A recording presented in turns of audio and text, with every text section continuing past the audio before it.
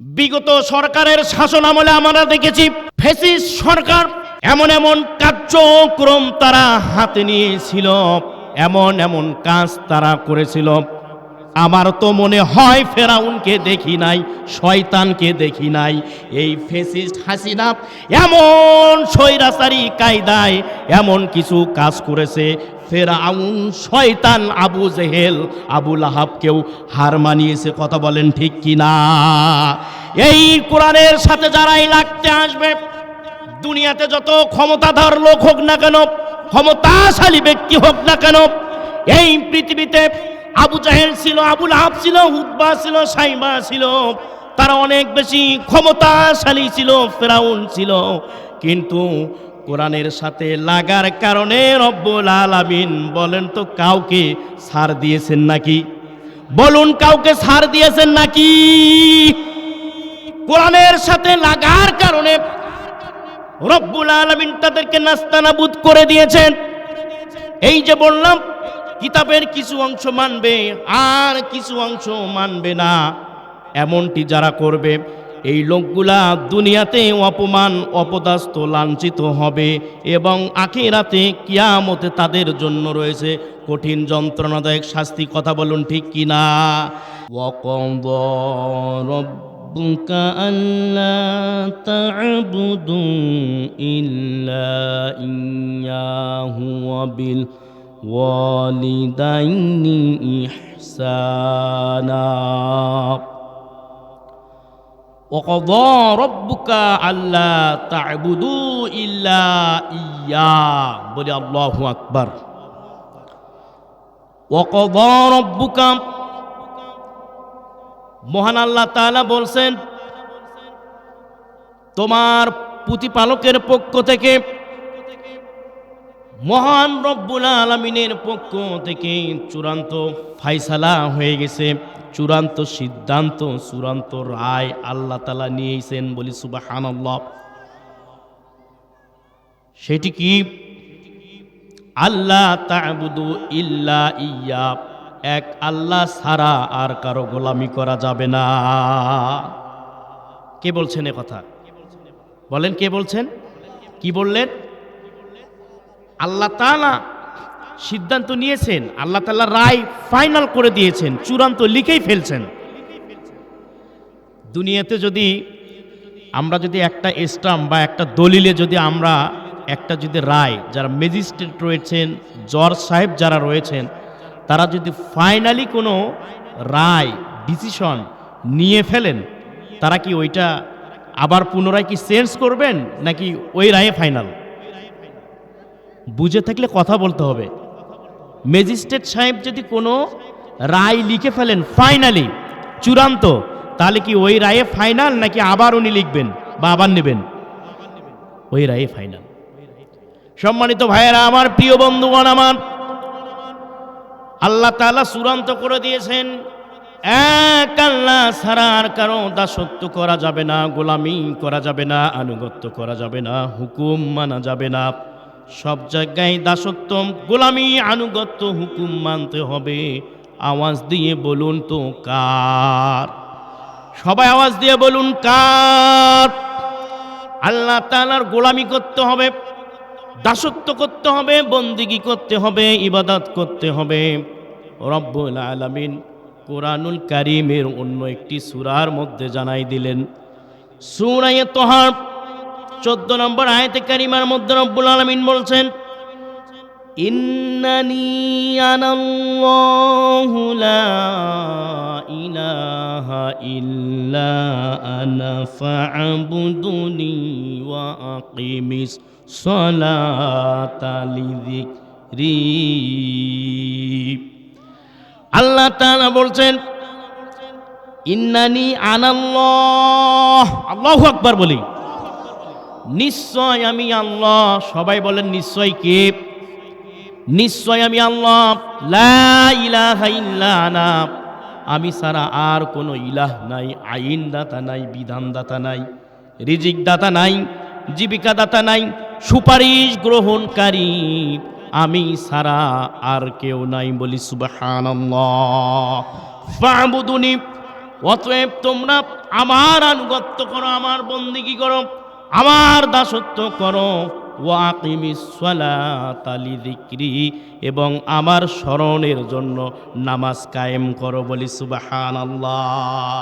তাহলে হুকুম মানতে হবে কার? ইবাদত করতে হবে কার? আর আল্লাহ তাআলা বললেন আমার স্মরণের জন্য নামাজ কায়েম করো। সুবহানাল্লাহ বলবেন না প্রিয় ভাইরা আমার? তাহলে নামাজ পড়তে হবে কার স্মরণের জন্য? নামাজ পড়তে হবে কাকে খুশি করার জন্য? আল্লাহকে খুশি করার জন্য। আল্লাহ তাআলা বলছেন কুল ইন্না সলাতি ওয়া নুসুকি ওয়া মাহইয়া ওয়া মামাতি লিল্লাহি রাব্বিল আলামিন। আল্লাহ তাআলা বলছেন বলো আমার নামাজ, আমার কুরবানি, আমার বেঁচে থাকা, আমার মরে যাওয়া লিল্লাহি রাব্বিল আলামিন, সবটাই হবে কেবলমাত্র একমাত্র আল্লাহর জন্য। বলি সুবহানাল্লাহ। নামাজ পড়বো আল্লাহর জন্য, কোরবানি করবো আল্লাহর জন্য।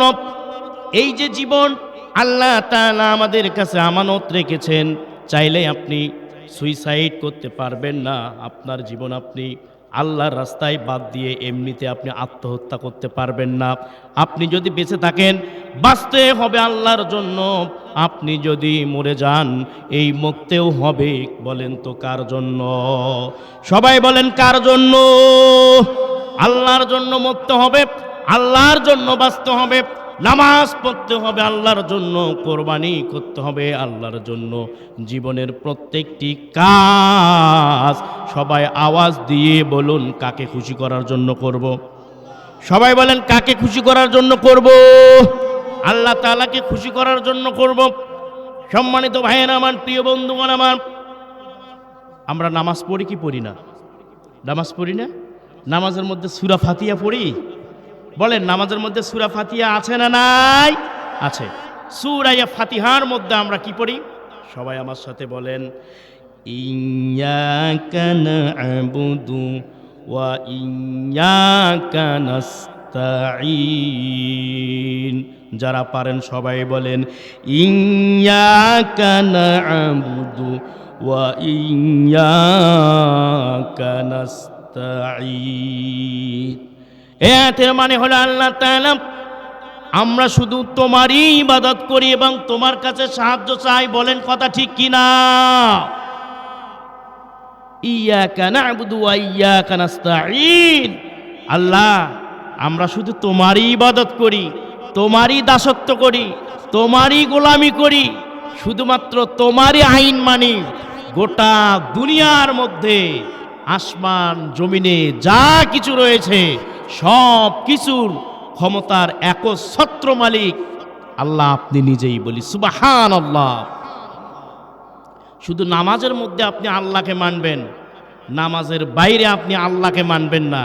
এই নামাজের মধ্যে শুধু কোরআনের তেলাওয়াত করবেন, নামাজের মধ্যে শুধু কোরআনের আইন মানবেন, নামাজের বাইরে কোরআনের আইন মানবেন না। তাহলে তো এইটা মুনাফিকি চরিত্র হয়ে গেল। কথা বলেন ঠিক কিনা? সবাই বলুন কথা ঠিক কিনা?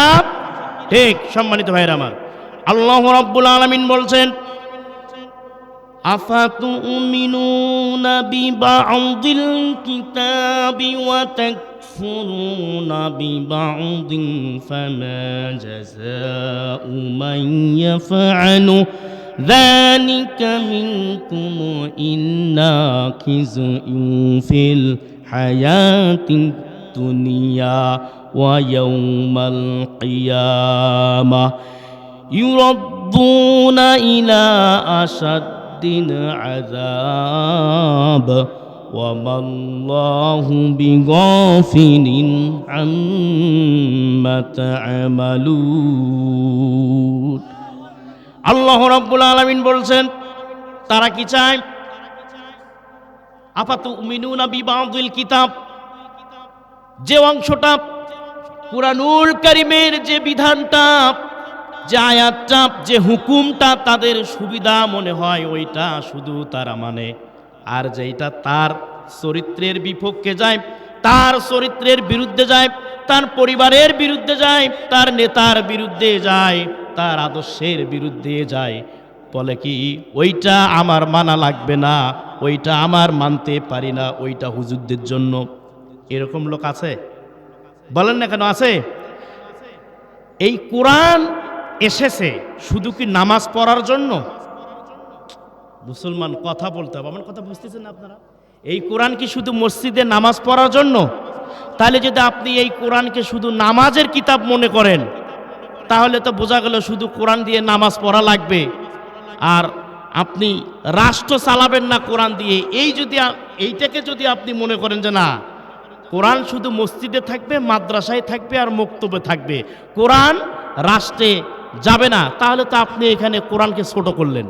তার মানে বোঝা গেল যে কোরআন শুধু নামাজ পড়বে, কোরআন দিয়ে শুধু নামাজ পড়বে, কোরআন শুধু নামাজ পড়ানোর জন্য কিতাব, কিন্তু রাষ্ট্র কিভাবে চালাতে হবে এইটা মনে হয় কোরআনে নাই, কোরআন মনে হয় পারবে না। আওয়াজ দিয়ে বলুন তো, কথা ঠিক কিনা? সম্মানিত ভাইয়েরা আমার, আল্লাহ তাআলা বলছেন যে আফাতুমিনুনা বিবাউযিল কিতাব ওয়া তাকফুরুনা বিবাউযিন ফামা জাযাউ মান ইয়াফআল যালিকা মিনকুম ইল্লা খিযুন ফিল হায়াতিদ দুনিয়া ওয়া ইয়াউমাল কিয়ামা ইউরাদ্দুনা ইলা আশাদ্দিল আযাব ওয়াল্লাহু বিগাফিলিন আম্মা তা'মালুন। তারা কি চায় কিতাবের কিছু অংশ বিশ্বাস করতে, তাদের যেটা ভালো লাগে সেইটা তারা মেনে নেয়, তাদের মতের যেটা বিপক্ষে যায় সেইটা তারা মানে না। এমনটা যারা করবে দুনিয়াতেই তারা অপমান লাঞ্ছিত হবেই তো হবেই, এবং আখিরাতে তাদের জন্য রয়েছে যন্ত্রণাদায়ক কঠিন শাস্তি। বলুন তো এ কথা কার? আওয়াজ দিয়ে বলুন এ কথা কার? সম্মানিত ভাইয়েরা আমার, বিগত সরকারের শাসন আমলে আমরা দেখেছি ফ্যাসিস্ট সরকার এমন এমন কার্যক্রম তারা হাতে নিয়েছিল, এমন এমন কাজ তারা করেছিল। আমার তো মনে হয় ফেরাউনকে দেখি নাই, শয়তানকে দেখি নাই। এই ফ্যাসিস্ট হাসিনা এমন স্বৈরাচারী কায়দায় এমন কিছু কাজ করেছে, ফেরাউন শয়তান আবু জেহেল আবু লাহাবকেও হার মানিয়েছে। কথা বলেন ঠিক কিনা?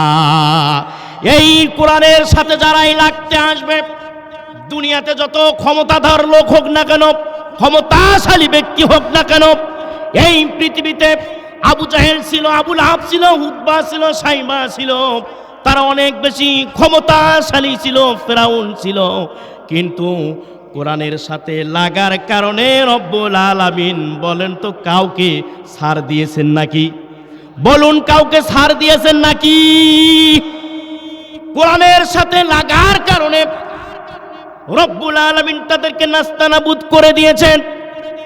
এই যে বললাম, কিতাবের কিছু অংশ মানবে আর কিছু অংশ মানবে না, এমনটি যারা করবে এই লোকগুলা দুনিয়াতে অপমান অপদস্থ লাঞ্ছিত হবে, এবং আখিরাতে কিয়ামতে তাদের জন্য রয়েছে কঠিন যন্ত্রণাদায়ক শাস্তি। কথা বলুন ঠিক কিনা?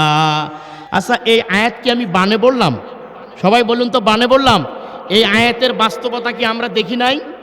সবাই বলেন না কেন দেখি নাই? এই যে কালামানিক নাম শোনেন নাই? বিচারপতি কালামানিক নাম শুনেছিলেন? তার কি অন্ডকোষ ছিল?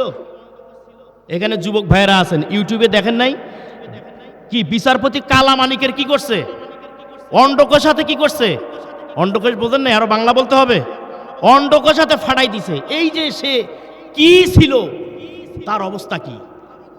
কলা পাতায় ঘুমায়, তার অবস্থা কি?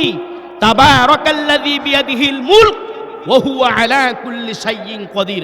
আওয়াজ দিয়ে বলতে হবে আল্লাহু আকবার। এই দুনিয়ার মালিক কে? গোটা বিশ্ব যার হাতে। যারাই এই কোরআনের সাথে লাগতে আসবে, হাইরে বাপ রে বাপ, এক একজনের পাওয়ার আর এক একজনের ক্ষমতা দেখলে বাঁচাই যায় না। বলে কি থাকবে 41 সাল পর্যন্ত থাকবো। আচ্ছা বলেন তো ভাই, ক্ষমতার মালিক কে? সবাই বলুন, ক্ষমতার মালিক কে? পালাবো না। ওবায়দুল চাচা আমার কি বলে? হ্যাঁ, পালাবো না। আর যদি কখনো পালাই, ফখরুলের বাড়ি দিকে উঠবো। বলেন বলছি কি বলেন নাই? আরে ভাই কথা বলেন, বলছি কি বলে নাই? আজকে তারা আছে, আজকে তারা আছে। আজকে টর্চ লাইট দিয়ে খুঁজলেও একটা নেতাকে পাওয়া যাবে না। কথা বলুন ঠিক কিনা? সম্মানিত ভাইয়েরা আমার, আল্লাহ ছাড় দেন কিন্তু ছেড়ে, বলেন বলেন, আল্লাহ ছাড় দেন কিন্তু কি দেন না? ধর ধর ধরে না, ধরলে আল্লাহ, ধর ধর ধরে না, ধরলে আল্লাহ ছাড়ে না। সম্মানিত ভাইয়েরা আমার, গোটা দুনিয়াতে যত নবী রাসূল এসেছিলেন, সমস্ত নবী রাসূল একটাই দাওয়াত দিয়েছিলেন, সেটা কি? আল্লাহ রাব্বুল আলামিন বলেন,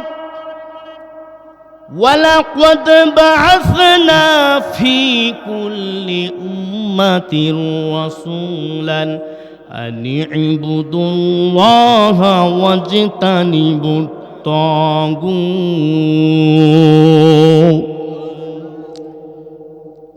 ওয়ালাকাদ বাআসনা ফি কুল্লি উম্মাতির রাসূলা। আল্লাহ তাআলা বলছেন, আমি প্রত্যেক যুগেই নবী এবং রাসূল প্রেরণ করেছি। আওয়াজ দিয়ে বলতে পারবেন না সুবহানাল্লাহ? আর একটু আওয়াজ জোরে দেন সুবহানাল্লাহ। প্রত্যেক যুগেই আমি নবী এবং রাসূল প্রেরণ করেছি, কি জন্য? আনি ইবুদুল্লাহা ওয়াজতানিবুত তাগুত।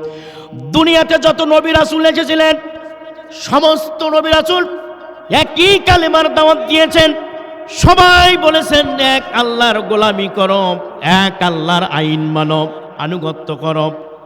কেউ বলেন নাই আমার গোলামি করো, বলুন কথা ঠিক কিনা? সকল নবী এক আল্লাহ তাআলার আইন মানার জন্য দাওয়াত দিয়েছেন। হযরতে ইব্রাহিম আলাইহিস সালাম দাওয়াত দিয়েছেন, লা ইলাহা ইল্লাল্লাহ ইব্রাহিম খলিলুল্লাহ। মূসা আলাইহিস সালাম দাওয়াত দিয়েছেন, লা ইলাহা ইল্লাল্লাহ মূসা কালিমুল্লাহ। এরপরে ঈসা আলাইহিস সালাম বলছেন, লা ইলাহা ইল্লাল্লাহ ঈসা রূহুল্লাহ। আমাদের নবী, বিশ্ব নবী জনাবে মুহাম্মদ রাসূলুল্লাহ সাল্লাল্লাহু আলাইহি ওয়াসাল্লাম, তিনি বলছেন, লা ইলাহা ইল্লাল্লাহু মুহাম্মাদুর রাসূলুল্লাহ সাল্লাল্লাহু আলাইহি ওয়াসাল্লাম। সম্মানিত ভাইয়েরা আমার, প্রিয় বন্ধুগণ আমার, যে কথাটি আমি বলতেছিলাম, ওয়ালাকাদ বাআসনা ফি কুল্লি উম্মাতির রাসূলা আন ইবুদুল্লাহ, এক আমি আল্লাহর আনুগত্য করো, গোলামি করো, দাসত্ব করো, ওয়াজতানিবুত তাগুত, এবং তাগুতকে বর্জন করো। কি বর্জন করার কথা বলছে সবাই বলেন? কি বর্জন করার কথা বলছে? তাগুত। তাগুত কাকে বলে? তাগুত কি? তাগুত হচ্ছে সেই শক্তি যে নিজেও কোরআন মানে না, যে নিজেও কোরআনের হুকুম, আল্লাহর হুকুম, আল্লাহর বিধান নিজে তো মানেই না, বরং যারা মানতে চায় তাদেরকেও বাধা প্রদান করে। ঠিক কিনা? সবাই বলুন ঠিক কিনা? তাহলে নিজেও মানে না, যারা ইসলাম মানে, যারা কোরআন মানে, তাদেরকেও মানতে, সবাই বলেন তাদেরকেও মানতে দেয় না। সম্মানিত ভাইয়েরা আমার, তাহলে এতক্ষণের আমি আলোচনায় আপনাদের কাছ থেকে জানতে চাচ্ছি, বলেন তো আমার আলোচনায় আপনারা কি বুঝলেন? ইবাদত করতে হবে কার? এতটুকু কি আপনারা ক্লিয়ার পাইছেন যে এক আল্লাহর ইবাদত করতে হবে? সবাই বলেন, এতটুকু কি আপনারা বুঝছেন ইবাদত করতে হবে কার? আল্লাহর। এখন নামাজের মধ্যে 5 ওয়াক্ত নামাজে আমরা বলছি ইয়াকা না'বুদু ওয়া ইয়াকা নাস্তাঈন। আল্লাহ তাআলা, আমরা শুধু তোমারই ইবাদত করি এবং তোমারই কাছে সাহায্য চাই, বলি সুবহানাল্লাহ। তাহলে সাহায্য চাইতে হবে কার কাছে? বলেন কার কাছে? আল্লাহর কাছে। রাসূল করিম সাল্লাল্লাহু আলাইহি ওয়াসাল্লাম হযরত ইবনে আব্বাস রাদিয়াল্লাহু তাআলা আনহু তেনাকে লক্ষ্য করে বলছেন, ও ইবনে আব্বাস, তুমি যখন কোনো কিছু সাহায্য চাইবে, তুমি যখন দোয়া করবে, তুমি যখন প্রার্থনা করবে, সরাসরি আল্লাহর কাছে চাইবে, বলি সুবহানাল্লাহ। ওয়া ইযা সাআলতা ফাসআলিল্লাহ ওয়া ইযা ইসতাআনতা ফাসতাঈন বিল্লাহ।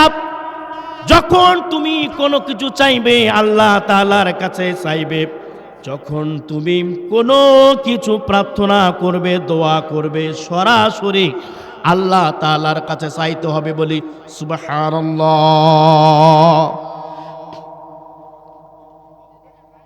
এখন সন্তান হয় না অনেকের স্ত্রীর, আছে না নাই? বলেন আছে না? আছে। তাহলে সন্তান হয় না, এটা চাইতে হবে কার কাছে? সবাই বুঝে থাকলে বলুন, কার কাছে চাইতে হবে? সন্তান দেওয়ার মালিক কে? আল্লাহ তাআলা যাকে ইচ্ছা ছেলে সন্তান দান করেন, যাকে ইচ্ছা কন্যা সন্তান দান করেন, যাকে ইচ্ছা ছেলেও দেন না মেয়েও দেন না। এ কথা কে বলছেন? সবাই বলুন, কে বলছেন? আল্লাহ তাআলা বলছেন, লিল্লাহি মুলকুস সামাওয়াতি ওয়াল আরদি ইয়াখলুকু মা ইয়াশাউ ইয়াহাবু লিমান ইয়াশাউ ইয়াহাবু লিমান ইয়াশাউ ইনাসাও ওয়া ইয়াহাবু লিমান ইয়াশাউল যুকুর أو يزوجهم ذكرانا وإناثا ويجعل من يشاء عقيما إنه عليم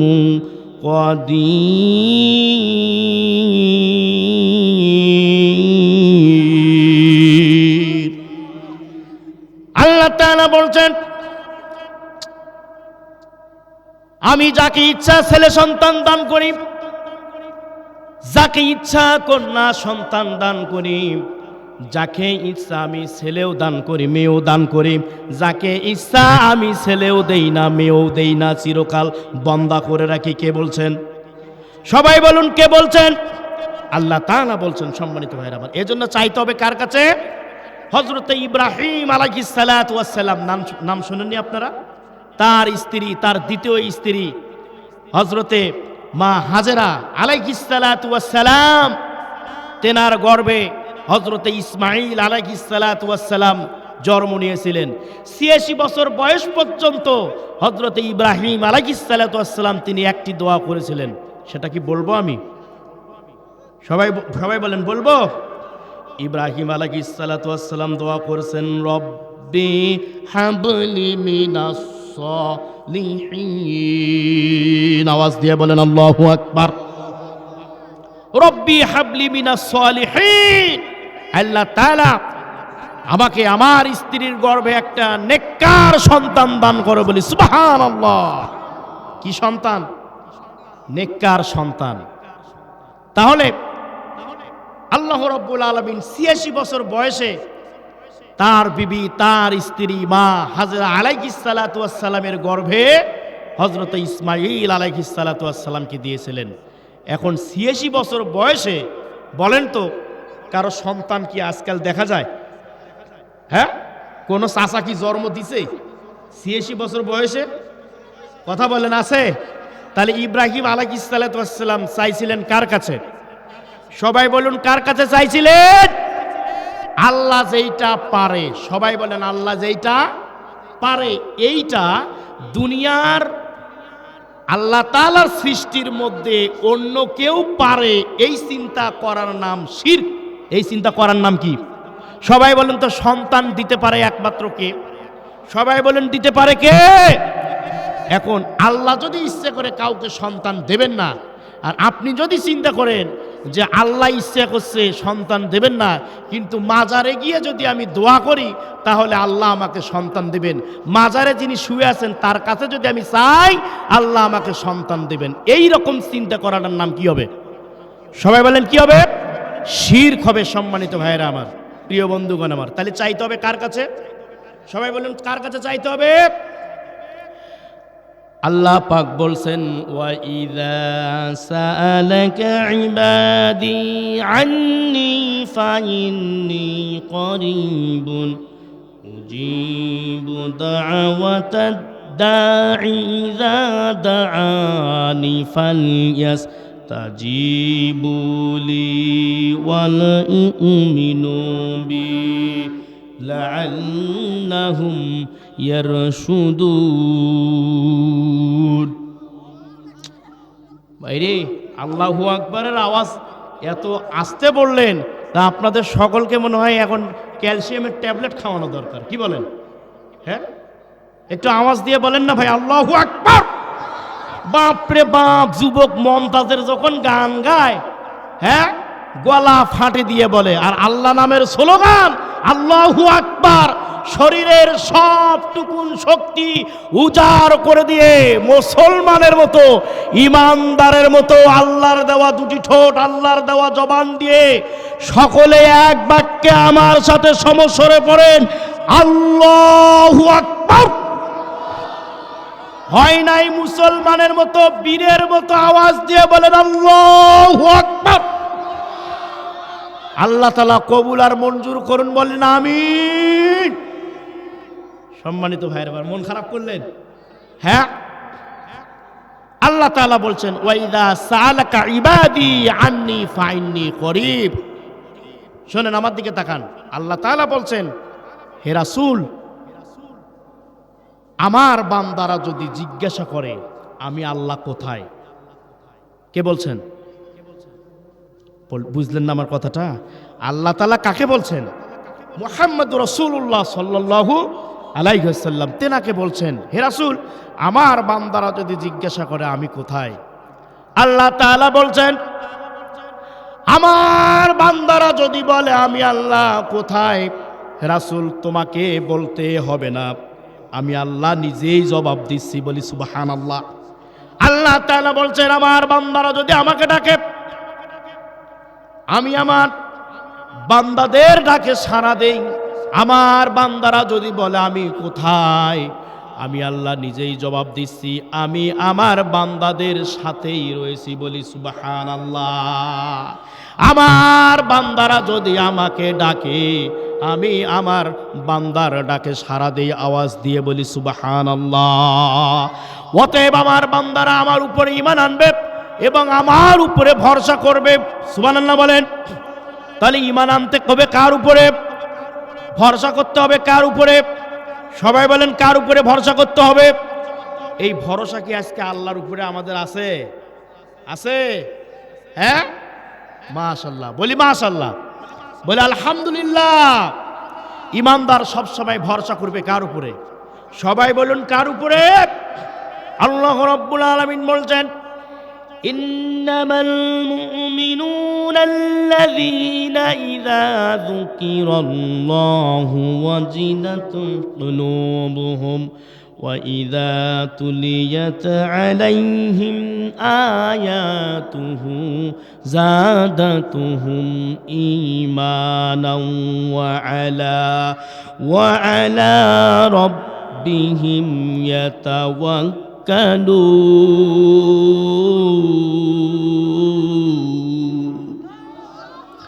আল্লাহ তাআলা বলছেন, ইন্নামাল মুমিনুনা আল্লাযীনা ইযা যুকিরাল্লাহু, আল্লাহু আকবার।